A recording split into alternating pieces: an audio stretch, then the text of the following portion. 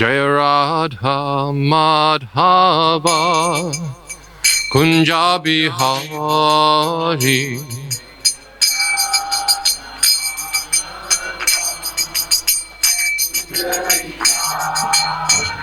Jaya Radha Madhava Kunja Bihari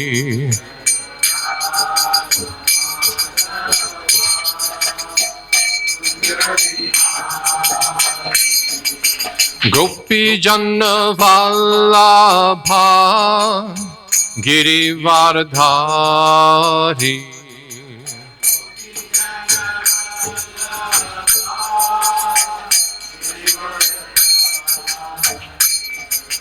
Gopi Janna Vallabha Girivardhari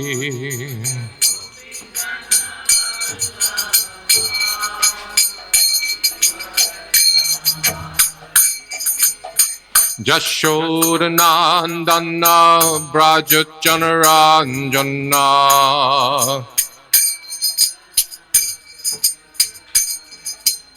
Jashodanandana Brajachanaranjana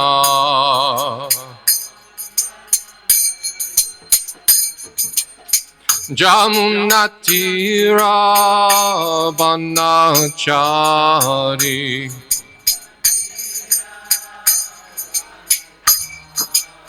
Yamunatira Vanachari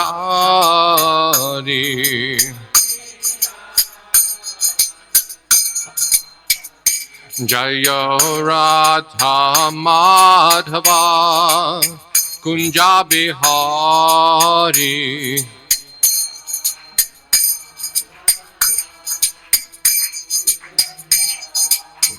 Jaya Radha Madhava Kunja Bihari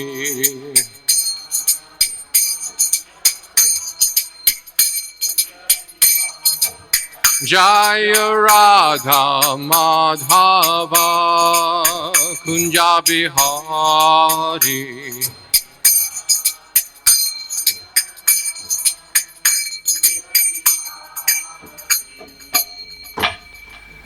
Kantraj Srimad Bhagavatam Ki Jai, Srila Prabhupada Ki Jai, Go to Premanandi. Hare Krishna, everybody. Could I please have a first canto and a 12th canto of the Bhagavatam? Do we have? So Hare Krishna, it's a pleasure to be here with you all today. The effulgent Vaishnavas and Vaishnavis, Hare Krishna. Oh, that's a Hari Bol. Hari Hari. Okay, so some request was made about something about my own experiences. It's never pleasant talking about yourself, as we all know. Thank you very much. I see, this is wonderful. I asked for first canto and 12th canto, and straight away they come. So if someone comes into our home and says, "Oh, can I please have first canto and 12th canto?" Can we all give straight away? Do we all have? Yeah. Hands up if we have at home. Haribol! So this is wonderful. Srimad Bhagavatam Ki Jai. When I was a young man, I was fortunate enough to come in contact with Srila Prabhupada's books, studying at university in Brisbane, in Queensland. How old was I? Probably, I don't know, 18, 19 years old. And in the university library, this is back before the days of the internet, we're talking 88, 89, something like that. Before the days of the internet. So libraries were a big deal, books. Now you just look it up on your phone or your computer or whatever, but back then, books. And this university, Queensland University, it's a large university. They had a number of libraries, and in one library was called the main library. Huge collection of books. And I was just gradually going through the philosophy section. Just in my spare time, I'd read different books. And Srila Prabhupada's books were there. I once told Hari Soripur about this many years later, back when I was working in the Gurukul at New Govardhan. I was teaching his daughter, and we went away on a school camp, and we were sitting around the campfire one night discussing how we came to Krishna consciousness. And I told him, I read Srila Prabhupada's books at the Queensland University. He was so happy because he was in charge of the library book distribution program that put Srila Prabhupada's full sets of books into different university libraries. And he said he always wondered if anyone would read them and anyone would become a devotee. So I read them. Become a devotee is another matter, but I read them. So he was very happy to hear that. So at the time, I'd been influenced by my brother and his friend to see this Mayavadi sannyasi, or so-called sannyasi, and he's preaching all this bogus nonsense. But then I came across Srila Prabhupada's Bhagavad Gita. And I was reading it. And I turned it to the color plates, the pictures. Srila Prabhupada always liked there being these colored pictures in his books. And I looked at this picture of Vrindavan with Krishna and Balaram. And they were walking and bringing the cows back after being out on the pasturing ground all day, bringing the cows back into Vrindavan. And it struck me that, wait a minute, this so-called guru that I've been hearing from talks about how everything's one and impersonal. And here in this book, Srila Prabhupada is talking about a spiritual world where there's people and activities and happiness, and Krishna's a person and we can be his devotee. Which one of these is right?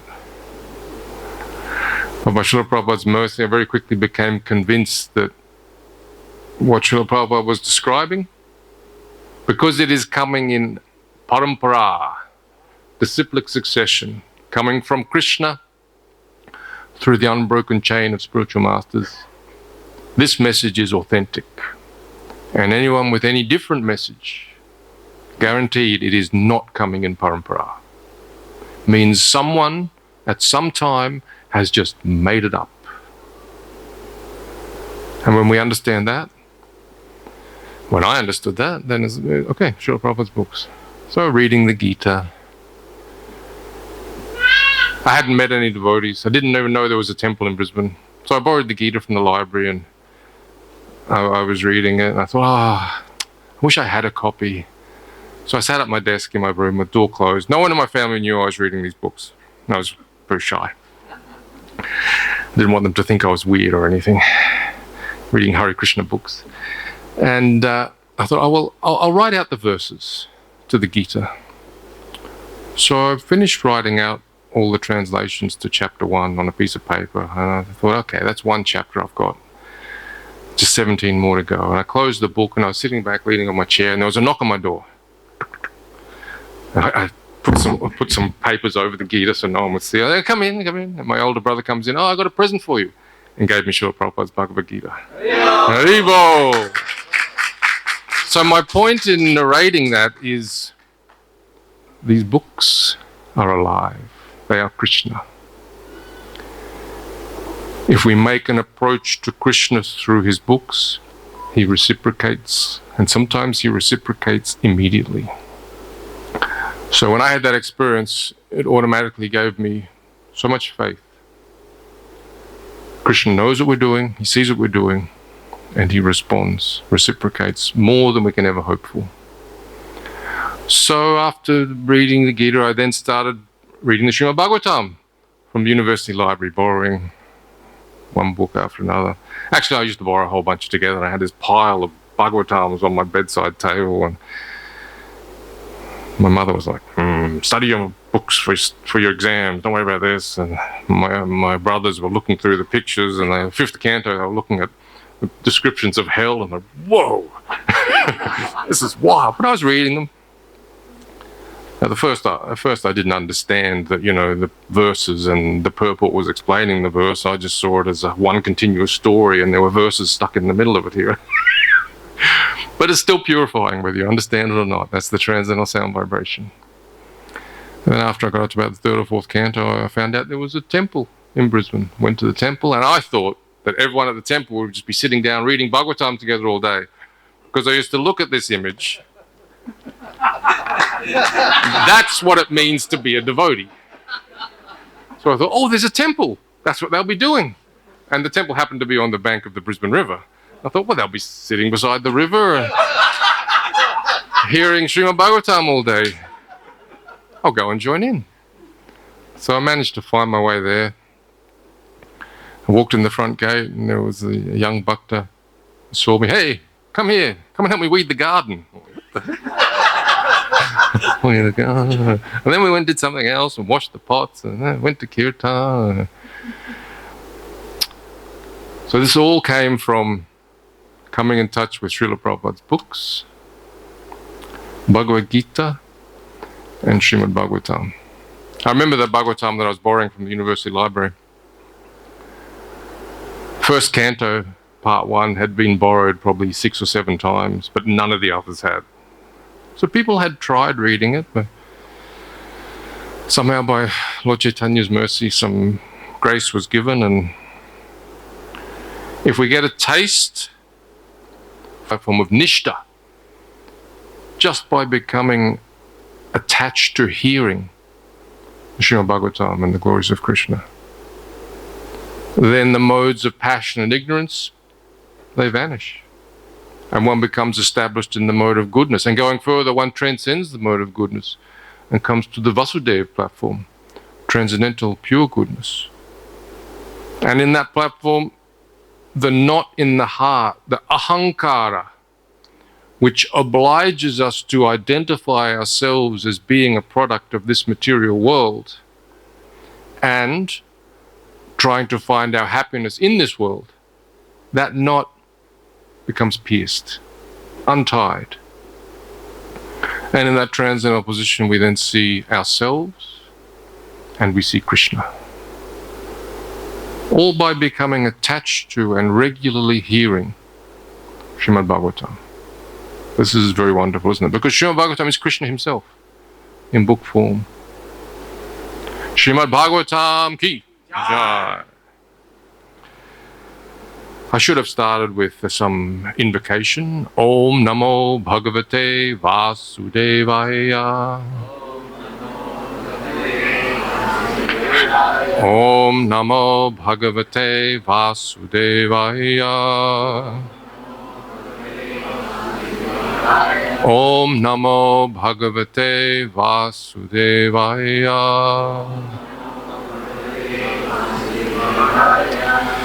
So this Srimad Bhagavatam, well, in the second chapter, Srila Sutta Goswami explains that there's 2 kinds of Bhagavatas.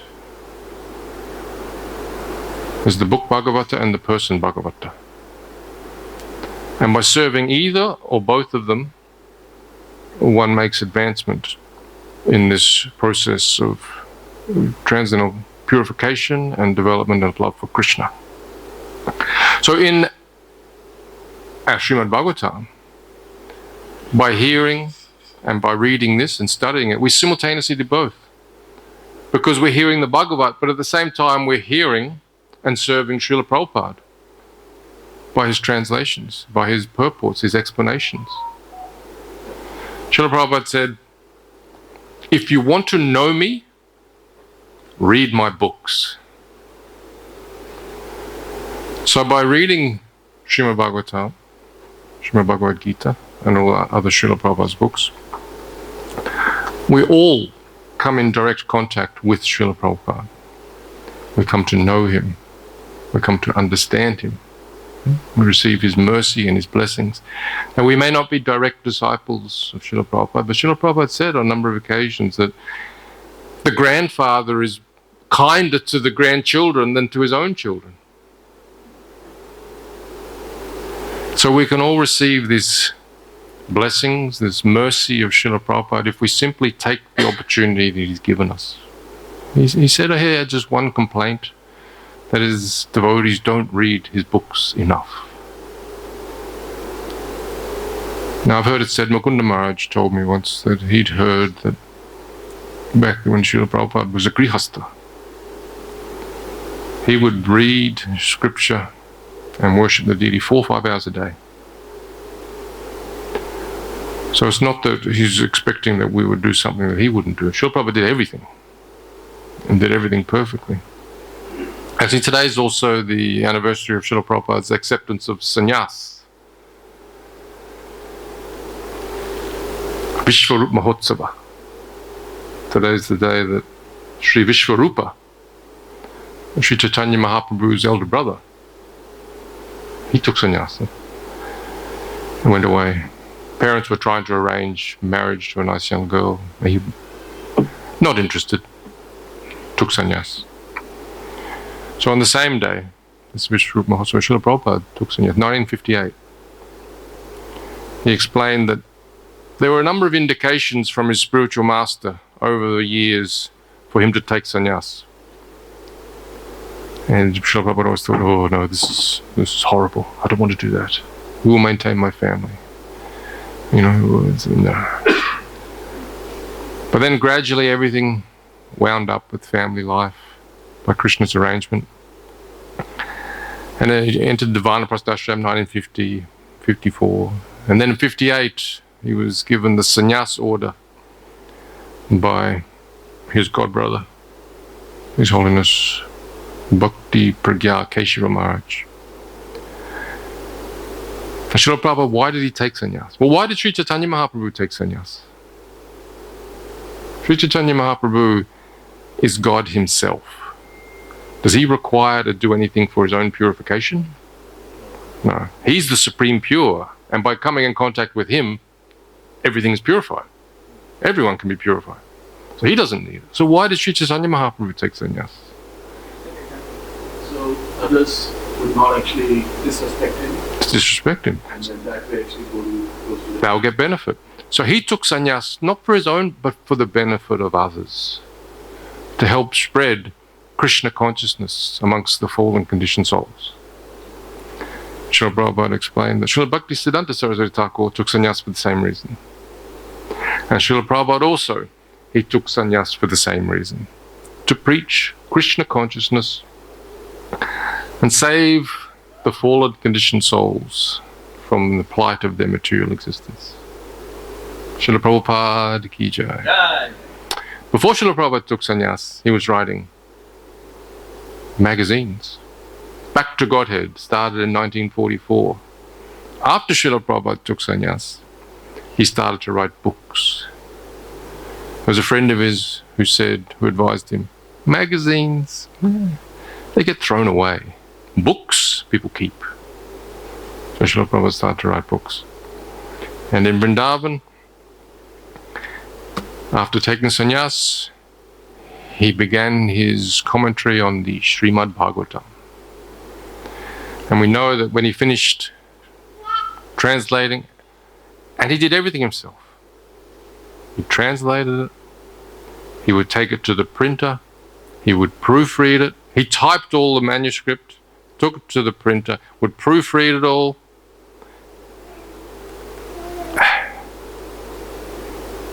With great hardship and struggle, very little. He would walk from where he was staying to the printer rather than catching a rickshaw or a tonga, just to save a few paisas so that he could use that money for printing the books. Great struggle and hardship. And then when he had his books printed, what did he do? He set off to fulfill the instruction given to him by a spiritual master to preach Krishna consciousness in the English language in the Western world. And we all know what happened. By his grace, by Srila Prabhupada's surrender to his own spiritual master, we are all here. We owe him everything. So Srila Prabhupada kindly left us this great legacy of the Vedic scriptures for Srimad Bhagavatam, Bhagavad Gita, and so many other scriptures written by the Goswamis of Vrindavan. Srila Prabhupada explained that in conditioned material life, we're habituated to just constantly thinking about whatever material plans we have. And these are based on how am I going to increase my own happiness and the happiness of those related to me now and in the future? And how am I going to keep all the material miseries away? So the mind is constantly absorbed in all of these mundane thoughts. Srila Prabhupada explained, in order to transfer our mind from thinking of all these mundane things to thinking of spiritual things, Srila Vyasadeva has left us all of the Vedic literatures. And by becoming absorbed, by hearing, by reading, by studying, and becoming absorbed in those, our consciousness is transferred from the material to the spiritual. So we also hear in Srimad Bhagavatam, in the first canto, the sages of Naimisharanya, where Sutta Goswami was reciting Srimad Bhagavatam. The second time it was recited. The first time was by Shukadeva Goswami to Maharaj Pariksit. And when Shukadeva Goswami spoke, Sutta Goswami was present and he heard it. And then he spoke to the sages of Naimisharanya. So they asked him, after he said that he's going to speak the Bhagavatam to them, they said, well, why did Srila Vyasadeva compile this Bhagavatam? And then Srila Sutta Goswami explained, well, actually, what happened was, Srila Vyasadeva was thinking how to benefit all living entities. Kali Yuga is starting. People in this age, we're not so intelligent. People may think they're intelligent, but really, compared to other ages, we are not. We are what is known as the bottom of the barrel, okay? And we should have some humility about that. So Srila Vyasadeva thought to himself, how to benefit all these people? With the meager intelligence, they can't enter into the understanding of the Vedas. So he's an empowered incarnation of the personality of Godhead. And he has a mission to disseminate the Vedas. Whenever there's an incarnation, there's a specific mission for that incarnation. So his was to disseminate the Vedas. So he took the Veda, which was one, and he systematically divided it into 4 branches, and then gave that to his various disciples, who then propagated amongst their disciples. And the different branches of the Vedas appeared: Rig, Sama, Atharva, and Yajurveda. And then he took the supplementary histories and so on, which are all factual descriptions, and compiled those as the Puranas. He also wrote the Mahabharata, which is over 100,000 verses, by which all of the Vedic explanations are given, and it's specifically stated to be presented in a way that is understandable by those who are less intelligent. And within the Mahabharata, he gave Bhagavad Gita. And he also provided a summary study of all the philosophical parts, the most philosophical transcendental parts of the Vedas, which are known as the Upanishads. He summarized all of those in the Vedanta Sutra. And he'd done all of that. Miraculous work for the benefit of humanity. But within himself he was feeling, something's not right. I've done all of these things. I've fulfilled all my intentions, but I'm not happy with it. Something's not right. What is it? And he thought to himself, is it because I haven't specifically glorified the transcendental activities and pastimes of the Supreme Personality of Godhead? And at that moment, his spiritual master, Narada Muni, appeared and could understand what was happening and said, oh, why do you feel so? And they had a conversation. And Narada Muni confirmed what he was thinking. It's because you haven't systematically and purely and solely described in any of your literatures the activities, what is the position of the personality of Godhead and his transcendental activities. Of course, such things are sprinkled within the other Puranas and within the Vedas, but there's so many other things given also. There's the Karma Kanda division, how to perform fruitive activities for material benefits. Jnana Kanda, how to speculate philosophically for the purpose of attaining liberation. Upasana Kanda, how to worship various demigods for elevation to their planets. So these are all more or less material. and the Vedas and the Puranas contain a lot of these descriptions. So Srila Narada Muni said to him, your work has been very good, but by doing this, you've actually encouraged people to continue with material activities. And verily, this is condemned. Just really cut to the point. He said, you need to solely broadcast the spotless glories of the Supreme Personality of Godhead. Because that's what everyone needs. And then Srila Vyasadeva, with this confirmation from his, he accepted. And then Narada Muni explained his own example from his previous life, how he'd been the very simple son of a maidservant lady, no father living, just a young boy, perhaps 5 years old. And his mother was a simple lady. But one year, these great Vaishnavas, Mahabhagavatas, or Srila Prabhupada calls them Bhakti Vedantas, they came and were staying there for the period of Chaturmasya, the rainy season, for 4 months. And while they were there, he was serving them, his mother was serving them. He heard them. He heard them very diligently, carefully.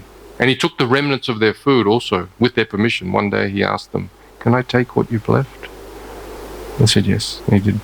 And by doing that, by taking the remnants of their food, he said that automatically I became attracted to the way of the transcendentalists. This is the powerful thing, by serving the pure devotees in any way. And there's specific things that are described as being very powerful. Dust of the lotus feet, water that's washed the lotus feet, remnants of food, and of course, hearing the instructions.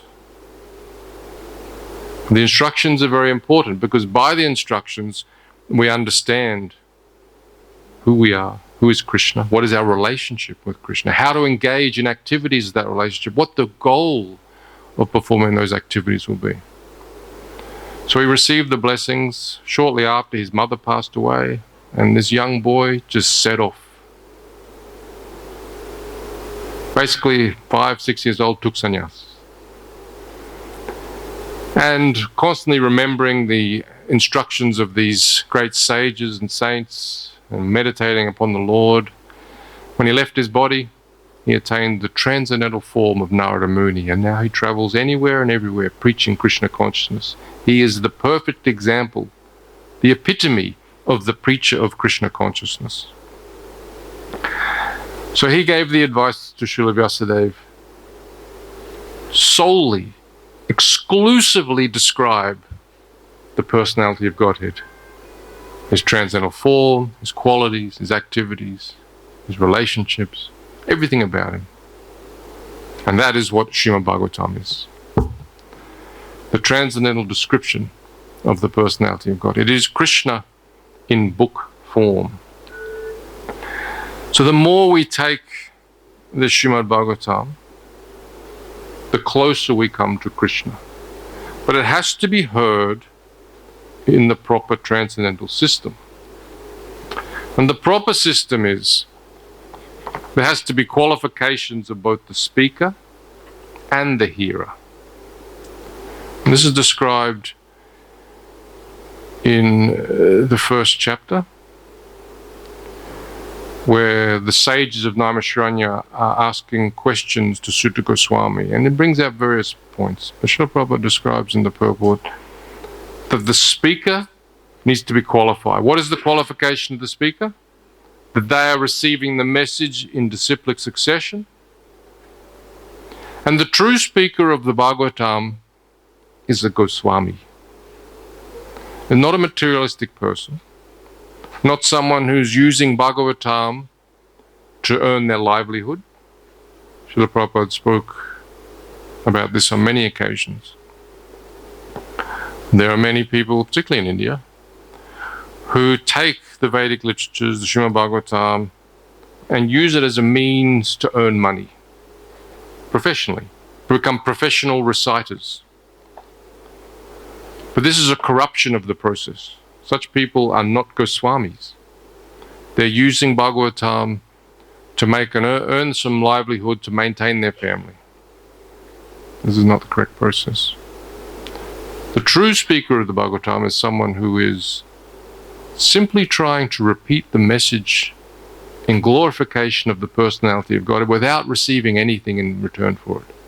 The service to Krishna of speaking about him is the devotional service. We know there's 9 items of devotional service: Shravanam, Kirtanam. These are the 2 most important, it is said, hearing and chanting. So the hearer, the chanter of the Bhagavatam has to be performing as devotional service. This is for Krishna's pleasure. The hearer of the Bhagavatam also has to be performing for Krishna's pleasure. I want to hear about Krishna, I want to know him so I can love him and serve him. And the hearer, Srila Prabhupada said many times, should be engaged in submissive oral reception.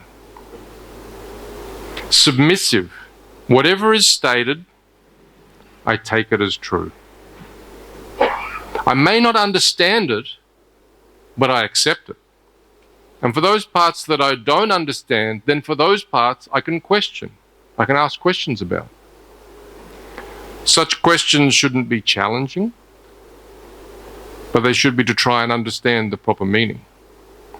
In the verse in Bhagavad Gita, Tad vidhi pranipatena, Krishna says, just try to hear the truth by approaching a spiritual master, render service to him, inquire. Srila Prabhupada explains in the purport, what is it? Absurd inquiries. Both blind following and absurd inquiries are rejected. Blind following is rejected. This is a science. Krishna consciousness is a science. And like any science, in order to be able to perform the experiment properly, you have to understand it properly. And science means it has practical application. It's not an armchair philosophy where we sit back and just, oh, this is very interesting, and intellectual, oh, that's nice, oh, Krishna does this, oh, but then do nothing about it. No, it's practically applied in our life. So as a science means we have to understand what's being instructed and how to apply it within our life in various particular circumstances that may come up. And in order to get those, we can ask, how do I do this? What does that mean? So we shouldn't be blind followers. But that, on the other hand, that doesn't mean that, well, I'm not meant to blindly follow, therefore I don't accept. No. We must accept, because it's submissive oral reception. Whatever's being spoken, I take that. Srila Prabhupada said this many times, that whatever's stated by the Guru, by Krishna, by the Acharyas, we accept it, we don't change, we don't add, we don't subtract. He said this idea of studying Bhagavad Gita and accepting one part and rejecting another, this is not Bhagavad Gita. If we want to know Bhagavad Gita, Arjuna gives the example. Sarvam etadritam manye. Krishna, everything you've said, I accept as fact. Everything. Same with Srimad Bhagavatam, same with the instructions of Guru, Acharya. So this is the process of hearing. The bona fide speaker and the bona fide listener. And when the two of these combine, Krishna is present. And in such discussions, hearing and chanting, everyone involved, the speaker, the inquirer, all the listeners, everyone benefits spiritually. So Bhagavad Gita ends with, well, what does Bhagavad Gita end with? Who can say? What's the final conclusion of Bhagavad Gita? Sarvadam, yes. Just surrender unto me. Don't worry about any other dharma, don't worry about it. Just surrender unto me. And because Arjuna was perplexed, if I kill all these people, it's sinful. Just surrender unto me, do what I say, I'll protect you from all sins. Don't worry. So that's where Bhagavad Gita ends. Srimad Bhagavatam starts at that point. From the very beginning, it's about surrender to Krishna. Krishna is the Supreme Personality of Godhead. I am his devotee. How do I serve him? How do I know him? How do I love him? That's Srimad Bhagavatam. So from the very first verse, Srila Vyasadeva starts, O my Lord Sri Krishna, son of Vasudeva, O all-pervading personality of Godhead, I offer my respectful obeisances unto you. So that's the translation of Om Namo Bhagavate Vasudevaya. He then says, I meditate upon Lord Sri Krishna because he is the absolute truth. So straight out, Krishna is the absolute truth. So what is the absolute truth? Everything in this world is a relative truth. Its existence is dependent upon something else. Let's say any person, they have parents. Anything that's made, there's someone that made it. Everything, anything in this world is a relative truth. The absolute truth is that from which all the relative truths come, and the absolute truth itself has no other origin. It's the original. So from the very beginning of Bhagavatam, I meditate upon Lord Sri Krishna because he is the absolute truth. And then at the end of the verse, it states the same. I meditate upon him for he is the absolute truth. So this is the Bhagavatam. How to understand the absolute truth. That from which everything emanates, by which everything is maintained, and ultimately everything is wound up. This is the absolute truth. So from the Bhagavatam, we can understand the absolute truth. It goes on to say in the next verse that this Bhagavatam completely rejects all religious activities that are materially motivated. There's no tinge of material conceptions in the statement of the Bhagavatam. So even though it does describe things that we would think, well, that's material. For example, it gives a description of the whole universe. Is the universe a material thing? Yes, but it presents it in connection to the personality of Godhead, as his material energy, something that he sets up to provide a place for living entities to exist who want to be separate from him. So everything is described directly in connection with the personality of Godhead. So therefore it's spiritual. Everything. These first three verses are the introduction to the Gita. Bhagavatam, by Srila Vyasadeva himself. So the first one, just what is Krishna? He's the absolute truth. Second one, what is the Bhagavatam? Third one, O expert and thoughtful men, relish Bhagavatam, the mature fruit of the desire tree of Vedic literature. It emanated from the lips of Sri Shukadev Goswami. Therefore, this fruit has become even more tasteful, although its nectarian juice was already relishable for all, including liberated souls. So, this Bhagavatam, it's not some dry subject matter. Actually, if we get a taste for Srimad Bhagavatam, it's something that we will relish. And from within the pages of Bhagavatam, by coming in touch with Krishna through this book, we will experience transcendental tastes and happiness that far eclipse anything that is available in this world, just from hearing the Srimad Bhagavatam. To get this taste, there are certain requirements. It's like whenever you use scales, one side is up, the other's down. You can't have both sides up, right? It's a balance. If we want to taste the transcendental, we have to minimize or eliminate attempting to taste the material. This is the trade-off. While we're trying to increase our material happiness, there is a block for us to try and taste the transcendental. So even that may be the case What's the cure for it? To hear it anyway. As I said before, by regular hearing, all that's troublesome to the heart, modes of passion and ignorance, almost completely eradicated. And the same analogy is given for the chanting of the Hare Krishna mantra, the Lord's holy name. Those who actually taste the sweetness of Krishna's name, they wish they had thousands of mouths and millions of ears with which to chant with. But those of us who don't have a taste, we are more in the line of the Shikshastakam prayers, but unfortunately I have no attraction for them. That's Lord Chaitanya states in one of the earlier. All the glories of the holy name, but unfortunately I have no, due to my offenses, I have no attraction for them. So the cure is just to keep chanting the same. And it's like, if one, rock candy, sugarcane candy. If one has jaundice, you can't taste that it's sweet.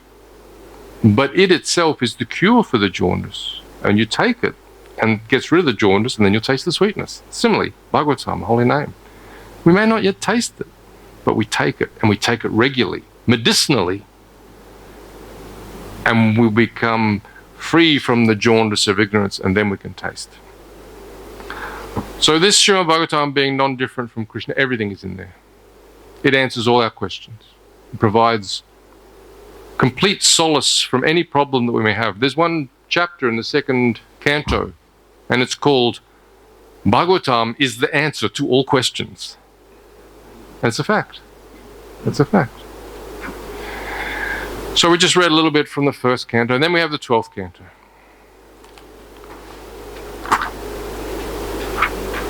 And the same very much similar prayer as was spoken at the beginning is reiterated again towards the end, using the same words, Satyam Param Dhimahi. I meditate upon Sri Krishna because he is the absolute truth. Now in this final chapter of the Bhagavatam, there's a verse that we've heard many times about this day. If on the full moon day of the month of Bhadra, one places Srimad Bhagavatam on a golden throne and gives it as a gift, he will attain the supreme transcendental destination. So there's very much an analogy here. The Bhagavatam is being described as like, it's the earlier on in the other verses in the chapter, that all of the other Puranas are like stars, but the Bhagavatam is like the sun, brilliantly effulgent. And in this month, Bhadra, the sun is in Leo, where it's exalted. It's like he's like the king, the sun king sitting on a throne. So similarly, on this day, if we put the Bhagavatam on a golden throne, it's an analogy, on a golden throne and give it as a gift, then our own destination becomes guaranteed. So throughout the Vedic scriptures, there's various, they're called phalas, phala, the benefit of doing this or that. And many of these phalas are material. If you do this on this day or that, you'll get this, you know, you'll get this much bank balance, you'll get this good husband, wife, this many children, you know. If you're a king, you become Chakravarti, emperor of all, or you'll go to this planet or that planet, or you won't go to this bad planet. All these different material things. So we avoid all of those. This is not a material benediction. This is you'll attain something transcendental. But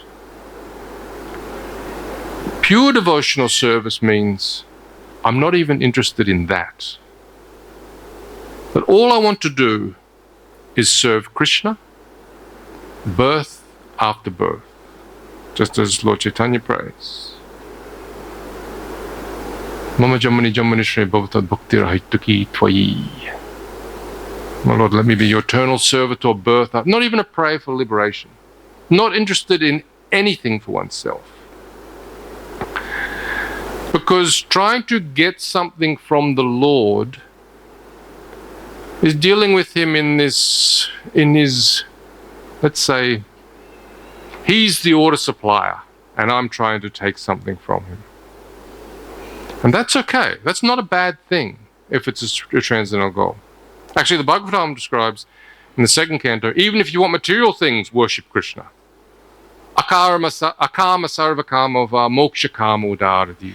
Whether you're full of material desires, you have no material desires, you desire liberation, just worship Krishna with intense devotional service. But really pure devotee means, I don't want anything. I don't want anything material. I don't even want anything spiritual. I just want to please Krishna. And that's what's required to enter into Vrindavan. Because there they don't treat Krishna as God. So they don't ask anything of him. They give him. They play with him. They treat him as a son or as a lover.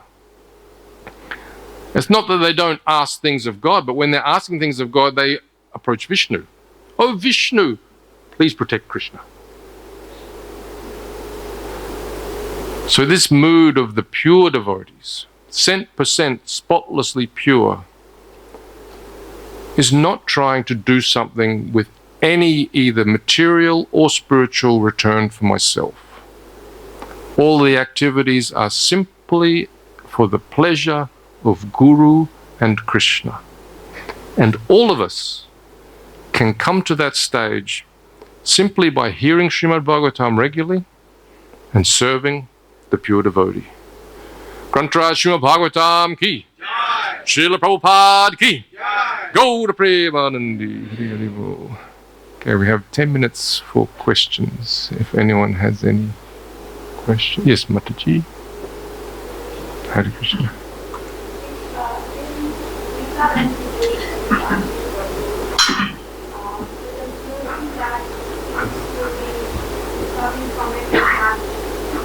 Your devotional service in a sense. Why does Krishna then chooses the battlefield and give instructions to Arjuna, which more seems to be like a karma yoga to be the center point of Bhagavad Gita, when the conclusion is mostly? Okay, that's a good question. If it's bhakti yoga, why does Krishna engage Arjuna in fighting? Which seems more like a karma yoga. Is that correct?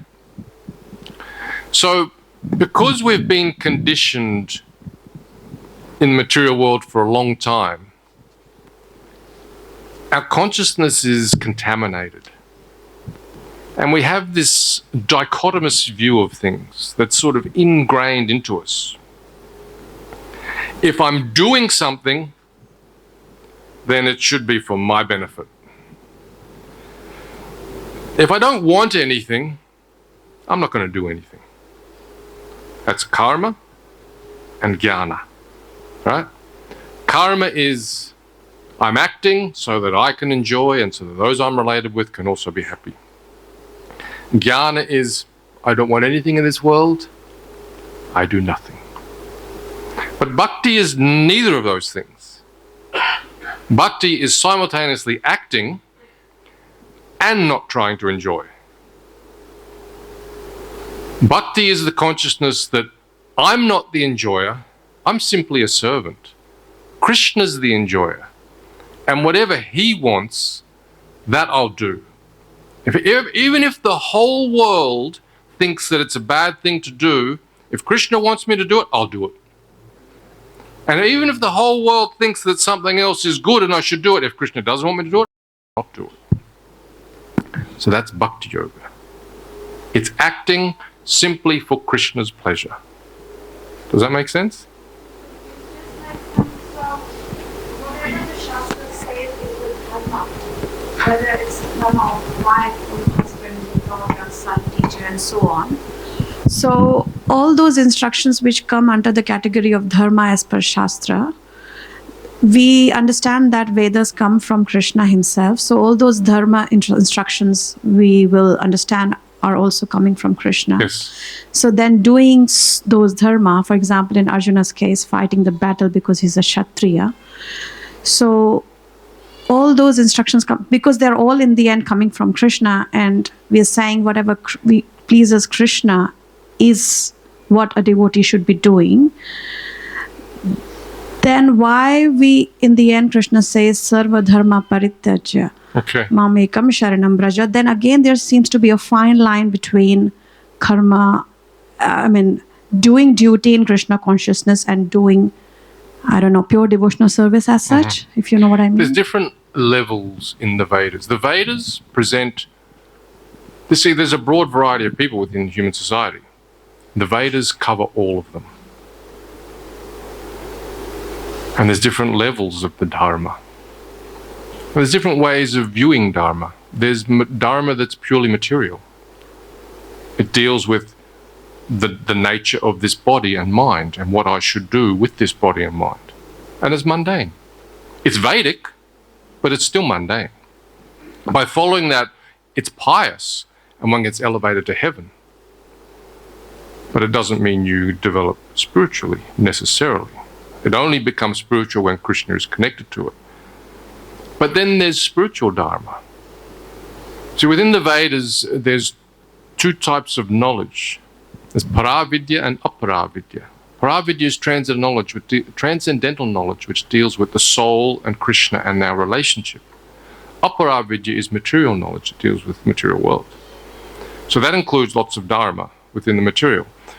But when we look at it from the Paravidya, transcendental knowledge, then the Dharma of the soul is to be related to Krishna and do whatever it is that Krishna wants him to do to please him. And we need to be able to see these different dharmas. Therefore, Krishna says, do this dharma of surrendering unto me, and then you don't have to worry about the other dharmas, because it's the ultimate. Does that help? I'm still, it's stuck when Arjuna is then now trying to say, okay, I renunciate, I'll just do your bhakti.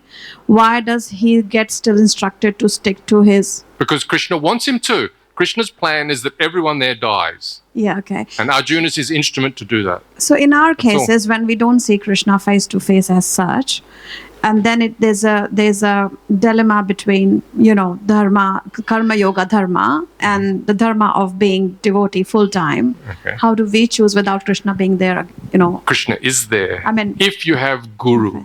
Okay. Guru is the personal manifestation of Krishna to guide you in those exact situations. Okay. Cool. Okay. That answers the question. Thank you. Okay, no problem. Hare Krishna. There's one other thing I'd like to read, if I can just quickly say, because this is something that I've heard many times, but I heard it again recently, and it really struck me. This is what I think is a very profound statement. You might tell me I'm wrong, but this is Srimad Bhagavatam, Canto 1, Chapter 3, Text 1. And in the purport, Srila Prabhupada says, this creation and destruction is done by the Supreme, he's talking about the creation of the material world, done by the Supreme Will because of the conditioned souls or the Nitya-Bhadra living beings. The Nitya-Bhadra, or the eternally conditioned souls, have the sense of individuality or ahankara, which dictates them sense enjoyment, which they are unable to have constitutionally. Our own constitution means our eternal nature. We cannot enjoy sense gratification. But because of the influence of ahankara, we think that we can. But if we want to return to our original position, it must stop. And in our original position, again, we have no ability to enjoy sense gratification. Because we are part of Krishna, but also parcel. So being part of him means the hand, it doesn't try and enjoy. It simply feeds the stomach. The living entities, they don't try to enjoy. They just try to let Krishna enjoy. It is a profound change in consciousness that nothing I do is for my pleasure. Everything is for Krishna's pleasure. And that's the natural position of the living entity. Sorry, Prabhu, Hare Krishna. Hare Krishna. When I heard Mataji's question, straight away came to me, there was exactly the same question Arjuna asked beginning of chapter 3, because he was confused. are you telling me to do Buddhi Yoga, which is, for him, Buddhi Yoga was giving up everything and just being a Babaji or devotional life altogether? So he was confused. Why do I have to kill then?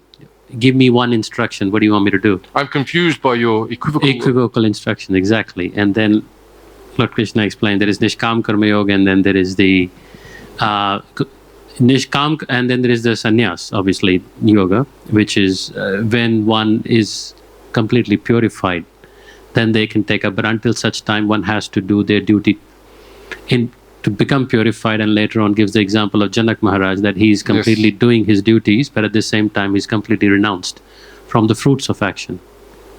Would that be the correct? Yes. And ultimately, we'll come to the platform of pure bhakti, where we don't even think about such things. Yeah. What pleases Krishna? So at the beginning, Prabhupada explains, we might struggle to get up early in the morning, go to Mangalarati and worship the deities. But eventually we get to a platform where it's like, I'm so excited to get up, and this is how I'm going to address Krishna. This is what I'm... So we all have so much to look forward to. In Krishna consciousness, the future is bright. Outside of that, it's all bad. Okay, we better stop there. It's now 12:30. I've been told to stop at 12:30, and it is exactly 12:30. Hare Krishna. Srila Prabhupada ki jai. Srimad Bhagavatam ki jai. Hare Krishna.